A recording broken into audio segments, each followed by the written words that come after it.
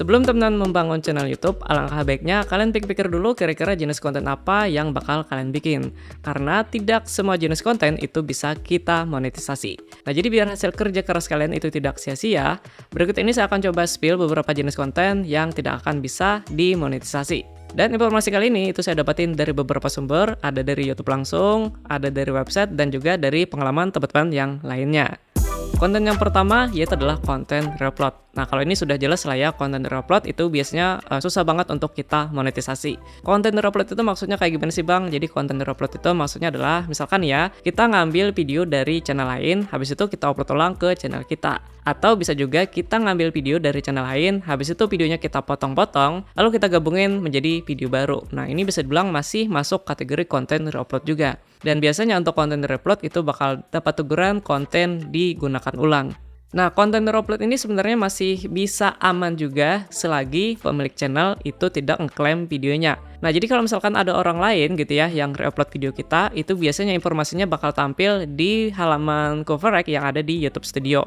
Nah, jadi dari halaman ini saya nanti bisa ngeklaim videonya gitu ya. Tapi kalau misalkan saya abaikan, ya channel mereka itu bakal tetap aman teman-teman. Nah, atau konten reupload ini itu bisa aman juga kalau misalkan formatnya kalian ubah menjadi video reaction. Nah, jadi video reaction itu biasanya bakal tetap aman juga, walaupun tidak 100% ngejamin dia bakal aman. Konten yang kedua adalah konten hasil bikinan AI. Saya rasa teman-teman mungkin sudah pada tahu lah ya, sekarang ini kan AI udah canggih banget dan AI ini juga sudah sangat ngebantu kita banget dalam hal bikin konten gitu. Nah, jadi kalau misalkan konten kalian itu 100% dibikin pakai AI, misalkan nih, untuk naskahnya kalian bikin pakai AI, terus untuk isi kontennya misalkan gambarnya dibikin pakai AI juga, terus ditambah pengisi suaranya itu kalian bikin pakai AI juga. Nah, kalau kayak gini kan bisa dibilang 100% hasil bikinan AI, dan biasanya untuk konten seperti ini itu bakal susah banget untuk kita monetisasi. Dan biasanya itu dapat teguran konten berulang, teman-teman. Nah, konten AI itu bakal aman kalau misalkan ya, untuk isi videonya itu kalian bikin sendiri gitu. Misalkan kalian rekam sendiri untuk isi videonya. Nah, tapi karena misalkan nih kalian tidak punya peralatan buat ngisi suaranya, jadi rekaman suaranya itu kalian bikin pakai AI. Nah, ini biasanya itu bakal aman juga.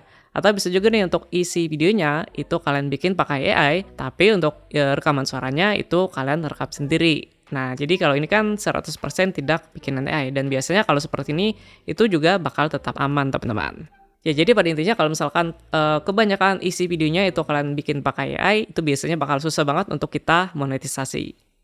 Konten yang selanjutnya itu adalah konten kumpulan lagu atau musik. Nah, kalau ini sudah jelas banget lah ya, bakal susah banget untuk dimonetisasi dan pasti bakal dapat teguran copyright, teman-teman. Nah, jangankan kita bikin kumpulan lagu, kadang-kadang kan kita pakai musik orang lain aja beberapa detik itu biasanya bakal dapat copyright gitu. Apalagi misalkan kita ambilin nih lagu-lagu orang lain terus kita masukin semuanya dalam satu video, ya sudah jelas banget ini bakal dapat teguran copyright atau teguran kena klaim hak cipta. Kecuali kalau misalkan kalian mungkin niatnya ya memang untuk mempermudah orang lain bisa dengerin lagu, menurut saya sih ya it's okay lah. Tapi kalau misalkan niat utama kalian itu bisa dapetin keuntungan dari konten seperti ini, ya menurut saya sih lebih baik pikir-pikir lagi gitu. Konten selanjutnya yaitu adalah konten murni rekaman game. Maksudnya gimana sih Bang? Nah, jadi maksudnya itu adalah misalkan nih teman-teman bikin channel gaming, ya biasanya kan isi videonya pasti ya saat kita ngegame gitu. Nah, tapi kalau misalkan hasil rekaman game kalian, entah itu rekaman game dari HP atau mungkin rekaman game dari PC, itu kalian upload mentah-mentah ke YouTube, nah itu biasanya itu gak akan bisa kita monetisasi, dan biasanya itu dapat teguran konten berulang. Nah, jadi konten gaming itu bakal aman kalau misalkan kita tambahkan elemen yang lainnya, misalkan kita kasih facecam ya atau wajah kita, atau mungkin kita tambahkan suara kita ya nge-reaction atau ngasih komentar pada saat ngegame, atau bisa juga kita tambahkan seperti kayak overlay atau mungkin kita kasih efek-efek lain sebagainya. Nah, itu bakalan aman. Tapi kalau misalkan murni hasil rekaman game terus kita upload ke YouTube, itu biasanya bakal susah banget untuk kita monetisasi. Dan ini sudah terbukti dari pengalaman teman-teman yang lainnya. Konten selanjutnya yaitu adalah konten video looping. Nah, video looping itu maksudnya kayak gimana sih Bang? Jadi video looping itu maksudnya adalah video yang diulang-ulang. Misalkan kayak suara hujan, suara petir, suara angin, atau mungkin video kayak video api gitu ya. Nah, ini biasanya bakal susah banget untuk kita monetisasi untuk peraturan yang sekarang. Nah, tapi kalau dari pengalaman teman yang lainnya, itu kalau misalkan konten seperti ini pengen aman, itu formatnya kita ubah menjadi format live streaming gitu. Jadi bukan diupload langsung ke YouTube. Dan saya rasa ini ada benarnya juga karena kemarin saya lihat juga ya dari channel yang biasanya saya sering tonton, itu untuk sekarang dia formatnya juga sudah diubah menjadi format live streaming, jadi bukan diupload langsung ke YouTube teman-teman. Nah, atau bisa juga konten seperti ini itu bakal aman kalau misalkan channel kita sebelumnya sudah pernah dimonetisasi. Tapi kalau misalkan kita ngebangun channel YouTube-nya dari nol, terus kita kontennya sudah video roping, itu ya biasanya sih bakal susah banget teman-teman untuk kita monetisasi. Konten selanjutnya yaitu adalah video reaction yang minim komentar. Nah, maksudnya minim komentar itu kayak gimana sih, Bang? Maksudnya kayak gini lah ya, teman-teman. Saya biasanya sering banget ketemu video di YouTube, terutama video shorts, itu ada video reaction, dan untuk formatnya, itu biasanya ada facecam ya, atau wajah si pemilik channel itu muncul di pojokan bawah kecil banget gitu. Dan untuk videonya juga dia tidak ngomong sama sekali, jadi cuman kayak mainin ekspresi aja.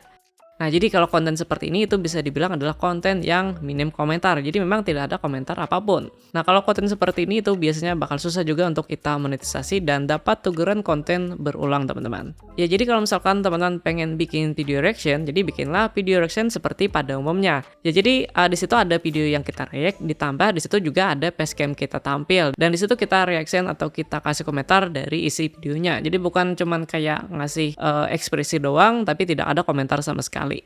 Konten yang terakhir yaitu adalah konten foto slideshow. Nah, saya rasa teman semua pasti sudah pada tahu lah ya konten foto slideshow itu kayak gimana sih. Ya, jadi intinya adalah konten slideshow gambar ya, atau tampilan foto-foto doang gitu. Dan biasanya ini bakal susah banget teman-teman untuk kita monetisasi, dan biasanya itu dapat teguran konten berulang. Nah, konten foto slideshow sebenarnya itu masih aman juga kalau misalkan channel kalian sebelumnya sudah pernah dimonetisasi. Nah, tapi kalau misalkan kalian ngebangin channel YouTube-nya dari nol gitu ya, terus untuk kontennya foto slideshow seperti ini, itu biasanya bakal susah banget nanti pada saat pendaftaran monetisasinya, teman-teman.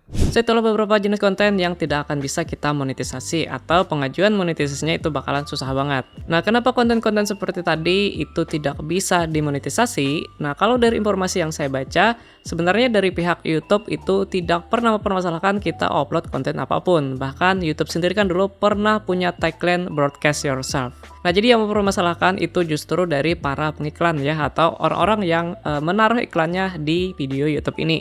Jadi berat kata kan mereka udah bayar jutaan atau mungkin puluhan juta buat pasang iklan di YouTube, tapi iklan mereka justru tampil di konten yang mereka anggap tidak sesuai dengan yang apa mereka harapkan. Nah, jadi kan para pengiklan ini itu merasa dirugikan ya, teman-teman. Nah, bahkan YouTube sendiri dulu pernah diboykot sama para pengiklan ya, gara-gara permasalahan konten ini juga. Nah, jadi kalau misalkan teman-teman memang pengen serius buat ngembangin channel YouTube, jadi saran saya lebih baik kalian pikir-pikir lagi kira-kira konten apa yang bakal kalian bikin untuk kedepannya gitu. Tapi kalaupun misalkan teman-teman tetap pengen lanjutin dengan jenis konten seperti tadi, ya menurut saya juga nggak ada masalah. Siapa tahu kan memang rezeki kalian kan nggak ada yang tahu. So, thank you banget buat teman-teman udah nonton. Kita bertemu lagi di video YouTube One selanjutnya.